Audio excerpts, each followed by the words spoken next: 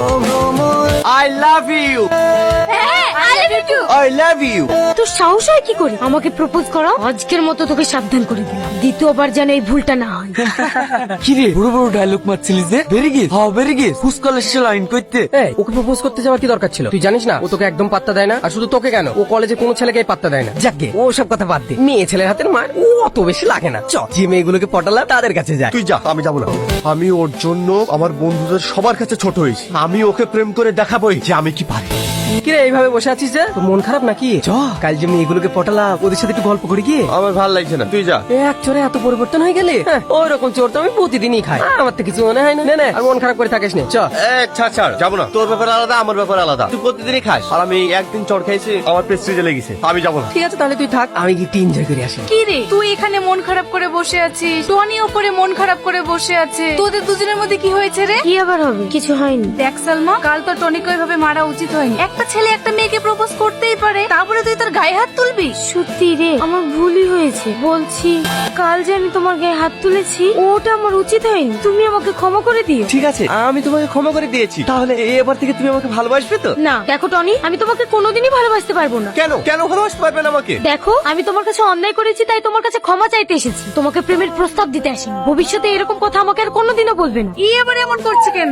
আমি চাই টনি যেন চর না খাই। একটা চর খেয়ে যদি এত পরিবর্তন হয়, আর একটা চর মারলে তো কলেজে আসাই ছেড়ে দেবে। তাই চল দুটো গার্ড করছিলাম। আমি তোমার বন্ধুকে কোনোদিনই মারবো না, শুধু তোমার বন্ধুকে মানা করে দিই আমার পিছনে যেন না লাগে। টনি, কাল থেকে দেখছি তুই মন খারাপ করে বসে থাকছিস। কি হয়েছে রে তোর? কই না তো আব্বা, কিছু হয়নি। তুই অতটা বড় হইসনি যে তোর বাপের চোখকে ফাঁকি দিবি। সত্যি করে বল, কি হয়েছে তোর? কি হলো চুপ করে থাকলি যে? দেখ টনি, ছোটবেলা থেকে তোর সঙ্গে আমি বন্ধুর মতো মিশছি, তাহলে আমাকে বলতে অসুবিধা কোথায়? কি হয়েছে আমাকে বল। আব্বা, আমি একটা কলেজের মেয়েকে অনেক পছন্দ করি আর তাকে আমি খুব ভালোবাসি, কিন্তু মেয়েটা আমাকে পাত্তা দেয় না। কেন পাত্তা দেয় না আমি সেটা কোনো মতেই বুঝতে পারি না। ও তাহলে এই ব্যাপার, এটা তো চিন্তা করার কি আছে? তুই এক কাজ কর, ও মেয়েটার বাড়ির ঠিকানাটা দি, আমি ওর আব্বার সঙ্গে কথা বলে তোদের দুজনের বিয়ে দেওয়ার ব্যবস্থা করছি। না আব্বা, কে কোনো লাভ হবে না। ও মেয়েটা আমাকে পছন্দ করে না আর আমাকে ও বিয়েও করবে না। আরে তোর বাপ এখনো বেঁচে আছে, তুই চিন্তা করছিস কেন? আমি যেভাবে ওকে মেয়েটাকে রাজি করাবো।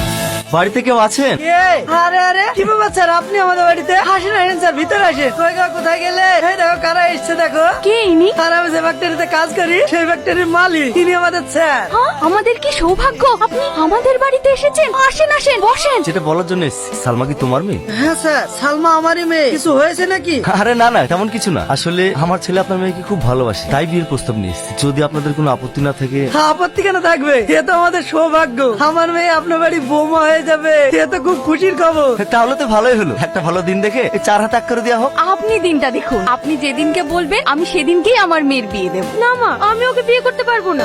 তুই এসব কি বলছিস মা? তুই জানিস এই ছেলেটা কে? আমার অত কিছু জানার দরকার নেই। আমি ওকে বিয়ে করবো না বলেছি, ব্যাস আমি ওকে বিয়ে করবো না। তুই আর জেদ করিস না মা, আজ নাই হোক কাল পরের বাড়ি যেতেই হবে। কিন্তু এত ভালো সম্বন্ধ আমরা আর কোনোদিনও পাবো না। তুই আর অমত করিস না মা, এ বিয়েতে রাজি হয়ে যা। তুমি আমাকে ভুল বুঝছো, আমি কাউকে বিয়ে করতে চাই না। আমি সারা জীবন এইভাবেই থাকতে চাই। থাক, আপনার ওকে জোর করেন না। সালমা, তোমাকে একটা কথা জিজ্ঞেস করবো? আমি তোমার কাছে কি এমন অন্যায় করেছিলাম যে আমার আব্বাকে এমন ভাবে অপমান হতে হলো? আচ্ছা, তুমি কেন বিয়ে করতে চাও আমি কি জানতে পারি? বিশ্বাস করো, আমি তোমার আব্বাকে অপমান করতে চাইনি। ও অপমান করতে চাসনি তো বিয়েতে রাজি হচ্ছিস না কেন?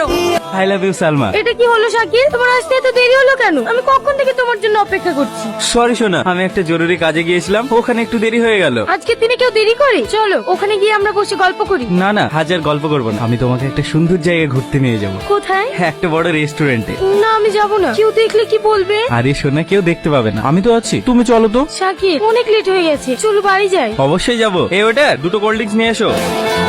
শাকির আমার অনেক মাথা ঘুরছে, আমাকে বাড়ি নিয়ে চলো। হ্যাঁ যাবো তো, চলো।